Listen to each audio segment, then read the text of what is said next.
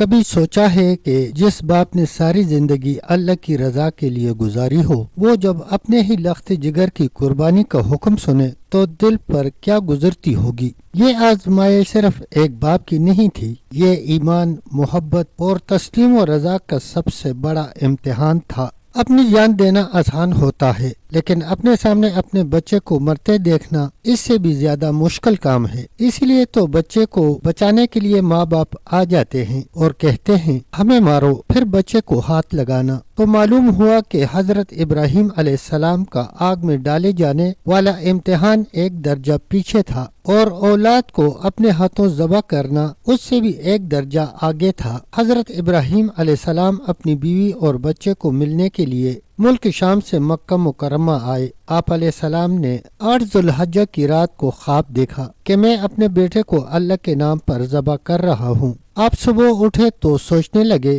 کہ شاید قربانی مطلوب ہے، چنانچہ آپ نے 70 اونٹ اللہ کے راستے میں قربان کر دیے۔ پھر 9ویں شب کو پھر وہی خواب دیکھا، چنانچہ دوسرے دن بھی 70 اونٹ قربان کر دیے، لیکن 10ویں کی رات کو پھر وہی خواب دیکھا کہ میں اپنے بیٹے کو اللہ کے نام پر قربان کر رہا ہوں۔ جب تیسری بار یہی خواب دیکھا تو واضح طور پر سمجھ گئے کہ اللہ تعالیٰ کو میرے بیٹے ہی کی قربانی مطلوب ہے، چنانچہ آپ علیہ السلام نے مصمم ارادہ کر لیا کہ اب میں نے اپنے 7 سالہ بیٹے حضرت اسماعیل علیہ السلام کو اللہ کی راہ میں قربان کرنا ہے۔ چنانچہ جب صبح ہوئی تو حضرت ابراہیم علیہ السلام نے اپنے بچے کو پیار کیا اور کہا بیٹا میرے ساتھ چلو۔ بیوی نے پوچھا کہاں؟ آپ علیہ السلام نے فرمایا کسی بڑے کی ملاقات کرنی ہے، نام نہ بتایا کیونکہ وہ بالآخر ماں ہے، ممکن ہے کہ قربانی کا نام سن کر اس کا دل پسٹ جائے اور اس کی آنکھوں سے آنسو آ جائیں اور صبر و ضبط میں کچھ فرق پڑ جائے۔ چنانچہ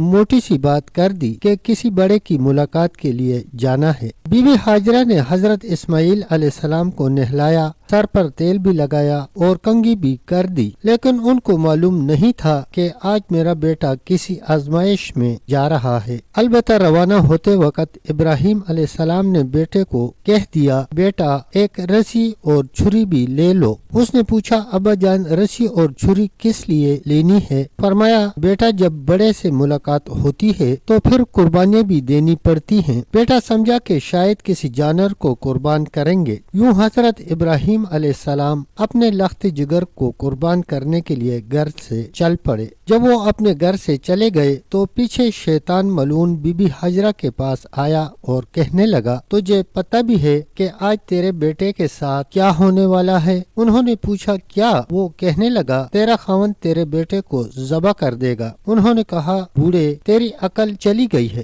کبھی باپ بھی اپنے بیٹے کو ذبح کرتا ہے؟ وہ کہنے لگا ہاں ان کو اللہ کا حکم ہوا ہے۔ جب اس نے یہ کہا کہ ہاں ان کو اللہ کا حکم ہوا ہے تو بی بی ہاجرہ کہنے لگی اگر اللہ کا حکم ہوا ہے تو میرے بیٹے کو قربان ہونے دو، کیونکہ اگر میرے بارے میں اللہ کا حکم ہوتا تو میں بھی اس کے راستے میں قربان ہونے کے لیے تیار ہو جاتی۔ جب شیطان کا بی بی ہاجرہ کے سامنے کوئی بس نہ چلا تو وہ راستے میں حضرت اسماعیل علیہ السلام کے پاس آیا اور ان سے پوچھا سناؤ تم کہاں جا رہے ہو؟ آپ علیہ السلام نے فرمایا کسی بڑے کی ملاقات کے لیے جا رہا ہوں۔ وہ کہنے لگا ہرگز نہیں، تجھے ذبح کر دیا جائے گا۔ انہوں نے کہا یہ کیسے ہو سکتا ہے؟ کوئی باپ بھی اپنے بیٹے کو ذبح کرتا ہے؟ کہنے لگا ہاں اللہ کا حکم ہے۔ حضرت اسماعیل علیہ السلام کہنے لگے اگر اللہ کا حکم ہے تو میں حاضر ہوں۔ چنانچہ شیطان پھر ناکام ہوا۔ پھر راستے میں حضرت ابراہیم علیہ السلام کے پاس آیا اور کہنے لگا بیٹے کو ذبح کرتے ہو،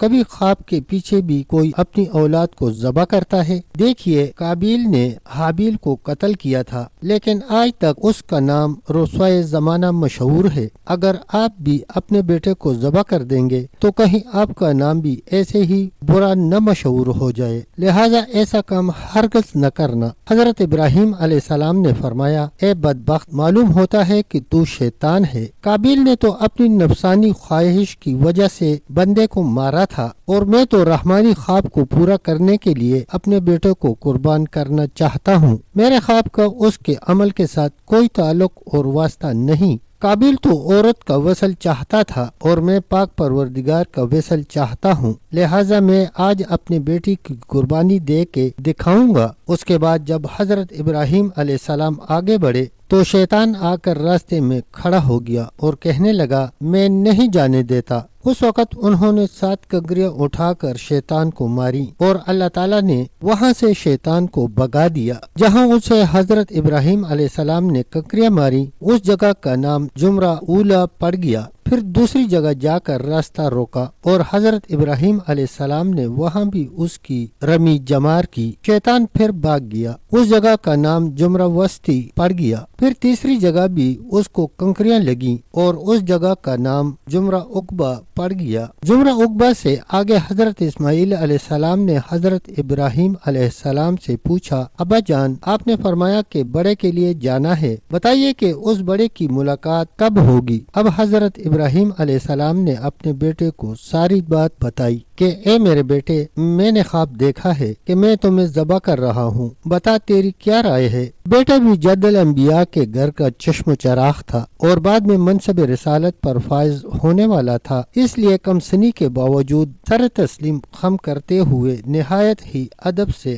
عرض کیا، اے ابا جان کر گزریے، جس بات کا آپ کو حکم ہوا ہے آپ مجھے صبر کرنے والا پائیں گے۔ سبحان اللہ۔ پیارے دوستو، اللہ کے نیک بندوں پر طرح طرح کی آزمائشیں آتی ہیں، لیکن وہی اللہ اپنے بندوں کو کامیابی سے ہمکنار کر دیتے ہیں اور دنیا کو دکھا دیتے ہیں کہ وہی ہوتا ہے جو اللہ رب العزت چاہتے ہیں۔ پیارے دوستو، اگر ویڈیو اچھی لگے تو ویڈیو کو لائک اور شیئر کریں، چینل کو سبسکرائب کریں اور کمنٹ سیکشن میں اپنی رائے کا اظہار ضرور کریں۔ تب تک کے لیے اتنا ہی، ملتے ہیں ایک نئی ویڈیو کے ساتھ، تب تک کے لیے اللہ حافظ، اللہ نگہبان۔